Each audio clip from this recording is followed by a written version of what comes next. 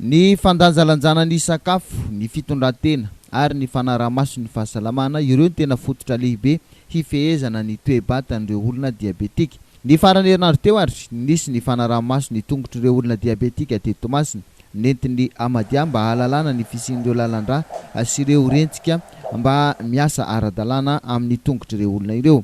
Fitaovana ary fomba sy mahafeno ny fenitra takina no nampiasaina hoy ny Dr Andry Ravonisan. Fijerevana ny hoe manahoana zany ny resaka lalandra amin'ny tongotr'ireo olona hoe misy ve araka ny tokony izy ve ny aty amin'ny tongotra aty.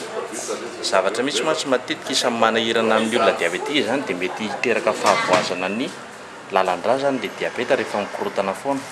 Dia farany izy rehefa tena lasa lavitra le fahavoazana dia mety hanetsina le lalandra amin'ny tongotra. Ary iny mahatonga mitarika an'ireo rehefa tsetsina ny lalandra dia teraka fahavoazana fahafatesan'ilay faritra amin'ny tongotra zany izy ka tsy maintsy ho tapahana indray amin'izay fotoana izay.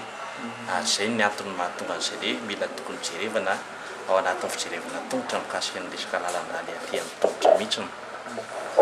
Fitaovana ity zany natao hoe inona?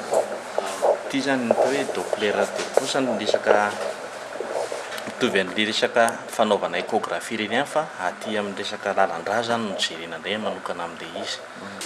Rehefa tambatra zany izay zavatra anankiroa izay izay matetika mpahazon'ny olona diabetika dia isan'ny tena mampatahotra indrindra dia araka ny resantsika teo hoe farany fahapahatongotra eo koa ireo hoe raha tena mikorotana ny diabeta dia hiteraka an'ireo ferisarotra sokanina dia mitovy amin'izay ihany koa farany fanapahana tongotra.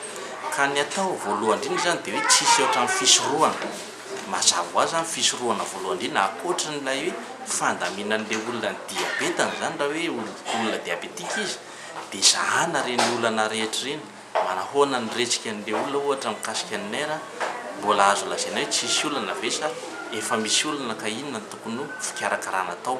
Ohatra n'izay koa ny lalandra raha ohatra sanatria fa misy olana zany ao anatin'ilay lalandra amin'ilay tongotra dia inona ny tokony atao mba hisorohana an'ilay hoe any amin'ny fanapahatongotra araka ny resantsika ity any satria iny ny tena zava-doza manahirana iny. Laharam-pahamehana voalohany aloha ny fahadiovan'ny tongotra, ny fikojakojana azy ary ny iarovana azy tsy hisy ratra, io ny tena takina ho an'ny olona diabetika. Ny fanaraha-maso toy izao ihany koa mba tsy ho tonga amin'ny fanapahana izay io no hevitra farany mba ahafahana miaro ny vatan'ny olona diabetika.